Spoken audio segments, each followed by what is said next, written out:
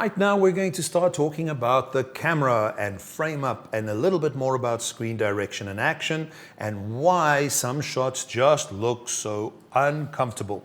So, what about the camera? Now, because I love visual, I'm going to do quite a lot of visual references, as you notice, from movies and stuff.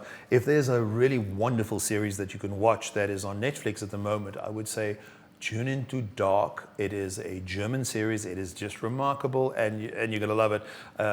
Thank you, Netflix. The check is in the mail, I suppose. But if you're going to watch this movie, what you're going to notice is that they work with symmetry in the most incredible way. Sometimes stuff, because it works with two different worlds, has this incredible symmetry. And here you see a fantastic example of the rule of three that happens a lot of the time in the actual layouts of how the movie works, the show works. It is just remarkable, and I can't rave about it enough.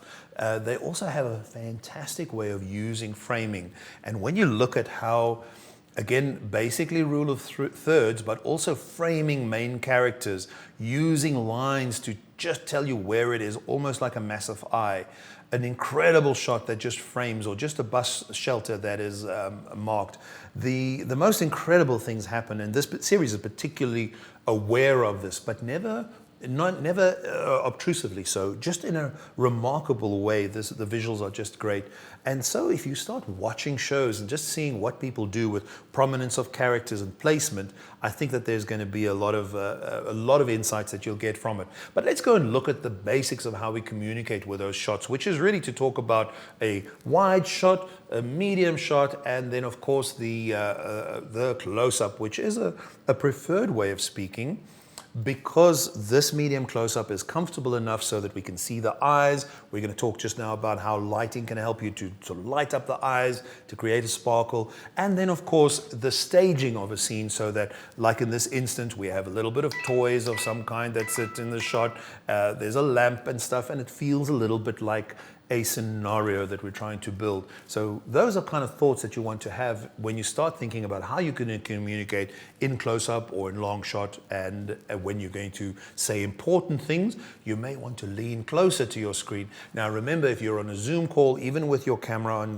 the computer, because you're working with a space that's about 1 meter or so away from you, the camera over accentuates. So if you do lean over just a little bit closer to the camera, it will feel as if you're saying something more important in the way that you lean over to tell somebody something really personal or deeply important, and you'd lean further away when you want to use a gesture. So even though you may just be doing this with one camera, there's a lot that you can work with in terms of medium close-up to close-up, because you have that leeway when you lean into the shot.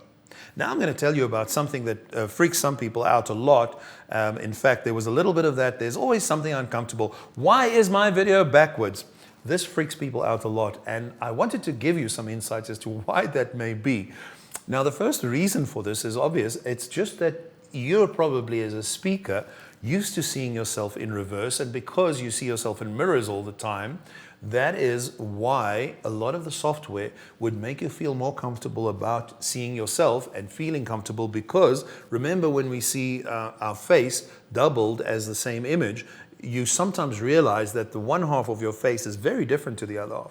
So by being confronted with your true image, you may be a little bit freaked out. I think this may be one of the reasons. The other reason is definitely because it aligns your left with the left of your audience. Now, what do I mean about that? Well, the point is that your audience's left is not really, strictly speaking, your left. So we're going to talk a little bit about left and right and continuity now, because there's this interesting thing that happens in the movies.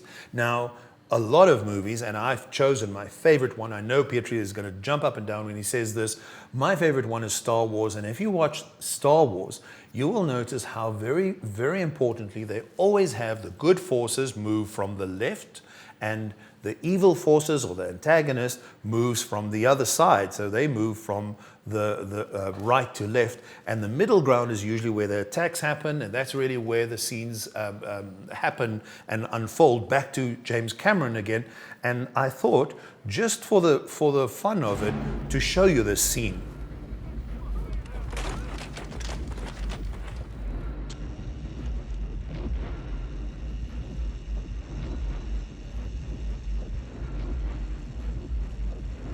Echo Station 3TA. We have spotted Imperial Walkers.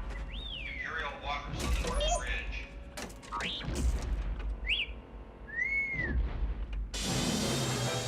Now, I love these scenes and I can watch them forever, but as this attack scene starts out, you can see how the forces are getting out there and they're moving primarily left to right. And the bad guys, there they come, they're moving the other way.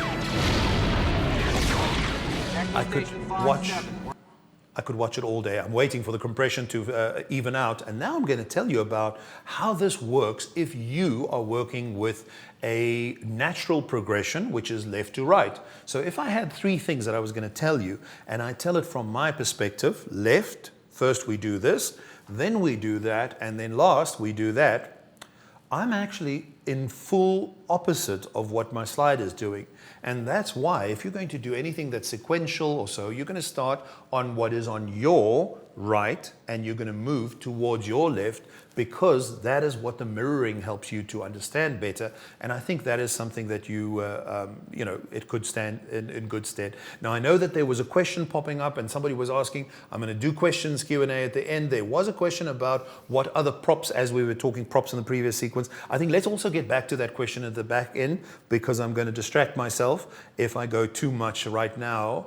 I'm going to get into this other space where we always, sometimes there's something bugging us about a shot, but we can't quite put our finger on it.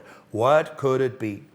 The first thing that I want to suggest to you is sometimes something that makes us feel uncomfortable may be the actual background. So it's not to do with the presenter. Here I've got the same presenter in three different shots, but there are very aggressive lines behind her. So the lines almost seem to block. It's very straight and they're just pushing back.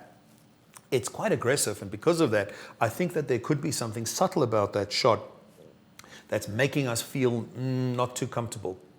The one in the middle is interesting because it has lines that are going from the center out, and what's interesting about them is they do have an interesting way of focusing around the presenter, but there are some elements like the red pillows or so that could be distracting us, so they are pulling focus. And then of course in the last shot you have something that is just so cluttered that it may just be, just too much. So those are things that you could consider.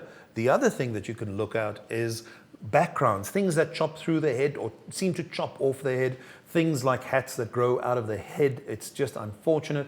And that is truly a picture of a photobomb of enormous proportions, where the gentleman has something growing out of his ear. And once I show you that, you just can't stop looking at it.